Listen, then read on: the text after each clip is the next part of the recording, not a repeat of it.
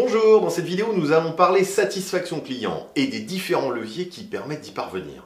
Ah, ça fait du bien cette brise, ce soleil sur la peau. Une soirée au paradis.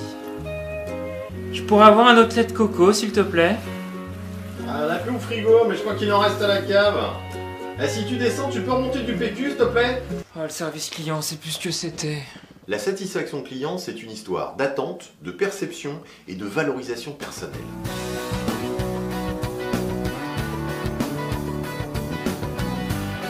Selon le chercheur Richard Oliver, la satisfaction client est le résultat de la comparaison entre la qualité et la performance attendue et la qualité et la performance perçue d'un service ou d'un produit. Si la qualité perçue est inférieure à la qualité attendue, alors le résultat est décevant et on génère de l'insatisfaction. Si la performance perçue est égale à la performance attendue, alors on parle de normalité ou de satisfaction légère.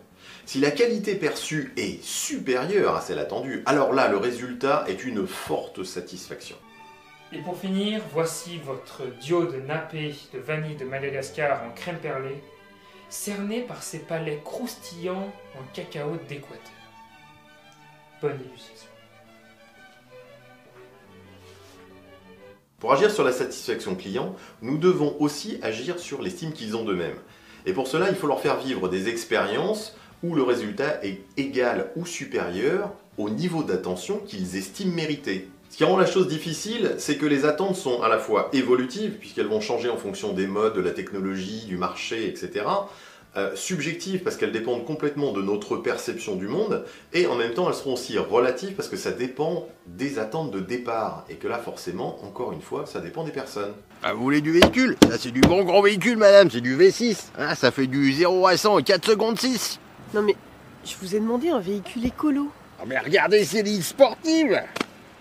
C'est une voiture quoi. Ah, peut-être, mais c'est une voiture à 7 places. Non mais je vis seule et je veux un vélo. Un vélo, vaut rien en moteur, ça... Ah, sinon, j'ai un cabriolet, c'est bien pour les vieilles filles célibataires qui mangent du tofu, ça. Hein? Et pourquoi vous partez? Aujourd'hui, pour jouer sur la satisfaction client, il faut intégrer plusieurs dimensions et s'en servir de levier. La dimension cognitive, la dimension affective, la dimension émotionnelle et enfin la dimension comportementale. Sur le marché, vous avez accès à différentes solutions qui permettent de mesurer le niveau de satisfaction client et notamment de recueillir aussi le verbatim, ce qui rend les analyses plus précises. Malheureusement, quand on utilise ces outils pour en faire des outils d'évaluation ou même parfois de prime, ce qui se passe, c'est qu'on obtient des effets pervers. S'il vous plaît, monsieur mon client, mettez-moi une bonne note, au moins 8 sur 10, sinon je toucherai pas ma prime. Je vais me faire virer du bureau, ils vont faire une enquête, ils vont m'interdire l'accès aux toilettes. Le 1er mai va tomber un dimanche. Et si je vous disais qu'en plus de ces études, qui sont d'excellents indicateurs, il fallait aussi intégrer une part de bon sens et d'écoute client directe, c'est-à-dire laisser vos équipes avoir une marge d'autonomie et surtout les laisser explorer eux-mêmes le parcours client pour qu'ils arrivent à en tirer leurs propres enseignements. Bien entendu, cela signifie aussi qu'il faudra accompagner vos managers pour qu'ils puissent encourager l'évolution en termes de posture de la part de vos équipes et qui les aident à capter ces signaux. Oh, Élise, t'as encore laissé les tubes ouverts? Bon, bah, puisque c'est comme ça, hein, je fais des mèches à tout le monde. Hein. Oh, je vais m'amuser avec celui-là. Monsieur, alors pour vous, je vois bien un coiffé décoiffé, un peu funky, entre Jules et Mylène Farmer, ça va être magnifique. Et ça vous fait rire.